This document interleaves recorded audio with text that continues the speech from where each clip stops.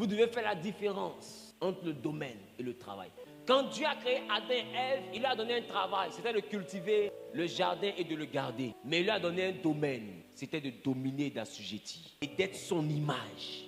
Qu'ils aient cultivé le jardin ou pas, ça ne les empêche pas d'être dans leur domaine. Satan n'a pas touché à leur travail. Satan a attaqué leur domaine. Et bizarrement, quand leur domaine est tombé, c'est qu'ils ont perdu la nature divine. Bizarrement, la terre a commencé à produire des épines. Ça veut dire que le travail prospère lorsque tu touches ton domaine. Le domaine selon que je t'enseigne maintenant n'est donc pas qu'une activité. Le domaine duquel je te parle est un poste dans la maison de Dieu. Dieu ne t'a pas créé sur la terre parce qu'il a su que SGBCI existe. C'est une foutaise ce que tu nous dis là. Donc il dit il t'a fait pour un but. Le but pour lequel il t'a fait là, c'est ça qu'on appelle le domaine. Il n'y avait pas de banque au temps d'Abraham, mais le domaine existait. Il n'y avait pas d'école au temps d'Isaac, mais le domaine existait. Il n'y avait pas d'école au temps d'Adam, mais le domaine existait. Le domaine n'a rien à voir avec la fonction. Tu peux être directeur, mais il faut comprendre le domaine. Esther était reine, mais le domaine, c'est que c'était par elle que Dieu allait sauver les Juifs. Donc, Madossé lui dit, ne pense pas que c'est pour rien que tu es devenue reine. Et que si jamais on périsse, toi aussi tu vas rester en vie. Non, détrompe-toi. C'est pour un jour comme celui-ci que l'Éternel a permis que tu sois reine. C'est pour dire que ton domaine, c'est nous sauver. Alors qu'il a compris le domaine, elle dit, malgré la loi, j'entrerai chez le roi. Parce qu'on vit pour le domaine. Si elle n'est pas capable de faire ce pourquoi elle vit, c'est mieux qu'elle meure en essayant de changer les choses. C'est la raison pour laquelle vous vous trompez quand à chaque fois vous passez votre temps à chercher votre domaine dans votre travail. Le domaine, c'est l'identité spirituelle. Amen. Spirituellement, qui es-tu? Nous sommes dans un monde où l'obscurité se bat avec la lumière. Maintenant, quand on finit de se battre spirituellement, physiquement, on travaille pour avoir du riz pour manger. Sinon, la vraie vérité, c'est qu'il y a des combats sur la terre. Et quand nous arrivons, nous sommes des soldats. Que soit la lumière recrute ou les ténèbres recrutent. Mais j'ai envie de te dire, pour trouver ta place dans une équipe de football, il faut savoir quel type de joueur tu es. Toi, ton domaine, c'est quoi? C'est gardien de but. On dit deux équipes s'affrontent depuis Genèse. Toi, tu viens sur la terre et puis tu vas me dire que toi, ton domaine, c'est vendre terrain. Deux équipes s'affrontent depuis Genèse. Et puis toi, tu vas venir à l'église, tu vas venir me faire croire que toi, ton domaine, c'est vendre chapeau. Papa fait que chapeau marche. Chapeau ne marchera pas aussi longtemps que celui qui est l'ailier droit ne joue pas bien à son poste d'ailier droit. Celui qui est le milieu de terrain ne joue pas bien. Voilà pourquoi la Bible dit en Habakkuk, il dit je me tenais à mon poste. Beaucoup prennent leur poste, leur commerce pour leur poste. Beaucoup prennent leur société pour leur poste. Ta société n'est pas ton poste. Ta société t'aide à gérer ton quotidien sur la terre. Mais j'ai envie de te dire, quand les gens finissent d'être directeurs, que les gens finissent d'être étudiants, quand ils sont sorciers la nuit, ils travaillent pour le domaine. Matin, ils gèrent sa société, mais le soir, ils travaillent pour le domaine. Et deux fois, quand elle est sorcière, matin, elle vend la viande, mais c'est la viande envoûtée. Pourquoi? Parce qu'elle rattache son domaine spirituel à son commerce physique. Pourquoi vous prenez votre vie physique pour votre domaine? Qui es-tu? Es-tu un Élie? Es-tu un Moïse? Es-tu un Paul? Qui es-tu? C'est ça le domaine. Élie ne travaille pas dans une société, mais il a combattu le bon combat. Paul ne travaille pas quelque part, mais il a combattu le bon combat. Il a achevé la course parce qu'il connaissait son poste. Quel est toi ton domaine? Tu es sûr que toi tu veux faire croire à un pasteur comme moi que toi ton domaine c'est de t'asseoir, quelqu'un dit alléluia, toi tu réponds amen, c'est tout. Non, moi je n'ai pas appelé, je ne suis pas appelé. Si tu n'es pas un appelé, tu peux pas rentrer à l'église. La Bible dit personne ne vient à lui tant que lui Dieu ne l'appelle pas. Ça veut dire que rentrer à l'église c'est d'abord répondre à un appel. C'est parce qu'il t'a appelé que tu es rentré à l'église. Tu n'es pas rentré à l'église parce que tu es chômeur. Tu n'es pas rentré à l'église parce que tu es stérile. Tu n'es pas rentré à l'église parce que tu es malade. Tu n'es pas rentré parce que tu souffres. Tu es rentré parce qu'il t'a appelé.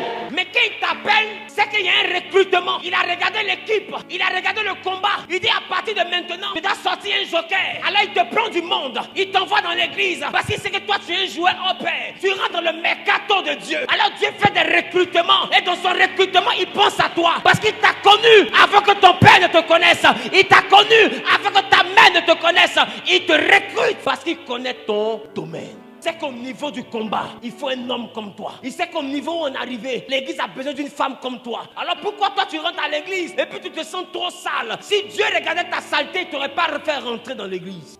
Pourquoi lui t'a fait rentrer à l'église? Les ministères, il n'y a pas seulement que 5 ministères. Chacun dans la maison de Dieu a un ministère.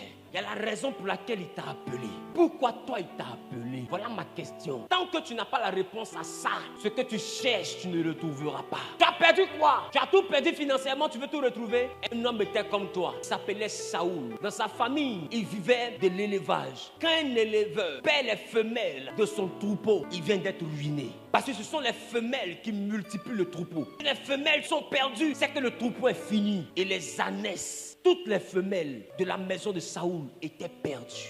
Alors la Bible dit que le père de Saoul, dès qu'aimant son fils, a laissé son fils aller chercher des ânesses. Oh, il pouvait mourir là-bas, mais tu meurs là-bas, tu meurs ici. Si les ânesses sont perdues, on est déjà mort. Si les ânesses sont perdues, on est déjà mort. Parce qu'on va devenir qui? Le troupeau se multiplie à cause des femelles. Donc le business de leur famille était en danger. La société familiale était en train de s'effondrer. Tout était en train de tomber. Saoul regarde, il dit, il faut que je réagisse. Alors il se lève, il va chercher. Abidjan, il s'est dit, ça va grouiller. Il se promène pendant 3 jours. Et il arrive à l'entrée de Rama. Et son serviteur lui dit, dans cette ville, un homme de Dieu, un voyant, qui peut nous montrer le chemin. Quand il arrive chez Samuel, il fait son offrande. Et Samuel lui dit, laisse les ânesses. Dieu t'a fait venir ici pour que tu sois le premier roi. Donc son travail c'était berger, mais son domaine c'était la royauté. Donc Dieu prend son travail qui tombe pour l'attirer dans la maison de Dieu pour qu'on lui révèle son domaine. Et quand il a accepté son domaine, Samuel maintenant lui dit, comme tu as accepté la royauté, quand tu vas me quitter, des gens vont venir te dire que les ânesses qui étaient perdues ont été retrouvées. Ça veut dire qu'en réalité, les ânesses n'ont jamais été perdues. Dieu voulait juste qu'il retrouve son domaine pour que ses affaires redémarrent. Il y a une affaire que vous devez comprendre. Tu n'es pas maudit. Trouve ton domaine. Il y a des choses qui vont redémarrer quand tu vas trouver ton domaine. Vous savez, moi j'ai été dans tous les départements. J'ai été commando, j'ai été dans l'intercession, j'ai été responsable d'évangélisation, j'ai été chanteur. J'ai été dans tous les départements. J'ai exercé le ministère prophétique. Et jusqu'à présent, ce manteau est là. Mais regardez, Dieu va me dire, laisse ces histoires de miracles. C'est un plus que je t'ai donné. Mais dans l'équipe là, toi ton domaine, c'est la Bible dit. Retourne à la parole. J'ai pris mes 2 pieds chouettes. Je suis retourné dans le domaine. Et j'ai commencé à prêcher. Et des gens disent, on ne sait pas où son argent quitte. Mais j'ai envie de te dire, dis-moi où l'argent d'Isaac est quitté. Je vais te dire où pour moi aussi est quitté.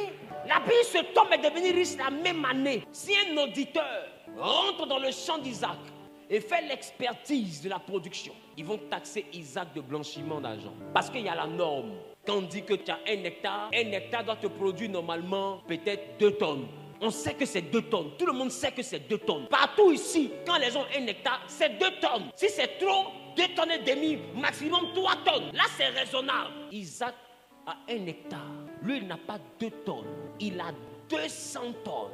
Quel expert en agriculture va comprendre ça? Imagine les auditeurs vont prendre un expert pour venir faire l'expertise de cette affaire. Ils vont dire, Joe, ton affaire là, tu vois, il y a un autre truc en bas. Mais la Bible dit, cet homme est devenu riche. Pourquoi? Parce que l'Éternel l'avait. En Exode chapitre 34, le verset 26. In Exodus chapter 33, la Bible dit, tu apporteras à la maison de l'Éternel, ton Dieu, les prémices des fruits de la terre. Et tu ne feras point cuire un chevreau dans le lait de sa mère. On dit, tu apporteras dans la maison de l'Éternel, virgule, ton Dieu, les prémices. C'est-à-dire que chacun doit payer chez son Dieu. Ça veut dire que quand tu vois les gens aller sacrifier les enfants, quand tu vois les gens aller sacrifier des taureaux, des bœufs, ils sacrifient ça chez leur Dieu. Il dit, toi ton Dieu, tu vas lui apporter les prémices du produit de ton travail dans la maison de ton Dieu. La dîme et les prémices ne peuvent pas être donnés dans l'orphelinat. Il dit dans la maison de ton Dieu. Maintenant écoutez-moi bien. Dieu même a payé ses prémices. En 1 Corinthiens chapitre 15 le verset 20.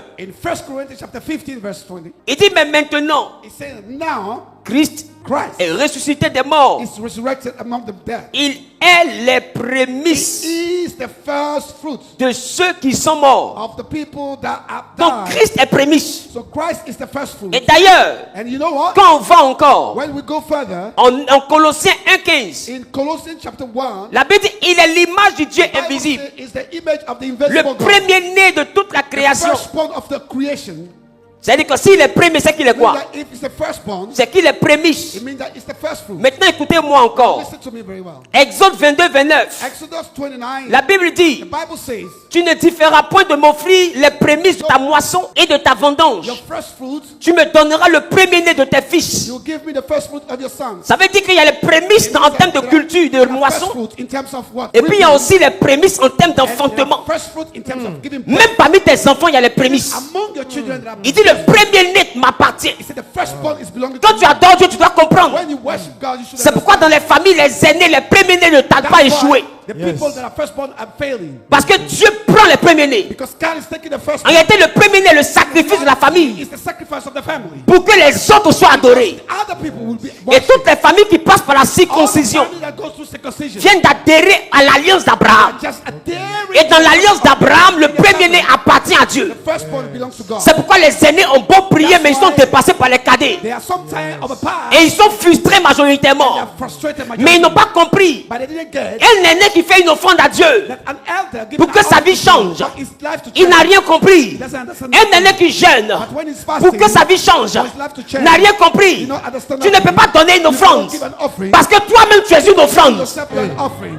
Toi-même tu es une offrande. Because you yourself you're an offering. Donc tu ne peux pas donner d'offrande. So you cannot give an offering. Et c'est ce que j'appelle la malédiction des premiers-nés. C'est pourquoi prenez le temps de regarder. That's why for a time, look, Il y a eu Ismaël. there was Ishmael. Dieu a travaillé à Isaac. God worked with Isaac. Il y a eu Ruben. And we have Reuben. Il a perdu la He royauté. lost the kingship. Il y a eu Jacob et Ésaü. We have Jacob and Esau. C'est Jacob qui a dominé sur son grand frère. Jacob who Remarquez que dans toute l'histoire de la Bible, look at that. All les petits frères dominaient sur les grands frères. the elders were dominated by Il y a eu Manassé et we Ephraïm. have Manasseh and Ephraim. Manassé est le plus grand. Manasseh was the elder. Ephraïm est le plus petit. Ephraim was the small brother. Mais quand Jacob arrive, When Jacob came, il met la main droite qui est l'autorité in the right hand of a sur la tête de Manassé. of family Et il met la main gauche qui est l'assujettissement sur la tête d'Ephraïm. on Ephraim. Joseph dit papa, Joseph said, Papa, c'est pas que c'est comme ça on fait. it's not like this. Parce que Papa. l'autorité doit être sur l'aîné. Because the authority has to be on the elder. Et l'assujettissement sur le It plus has to jeune. be subdued on the small one. Et Jacob dit, je sais ce que je fais. I know what I'm doing. C'est comme ça. That's how it should be done. Mais qu'est-ce qui est comme ça?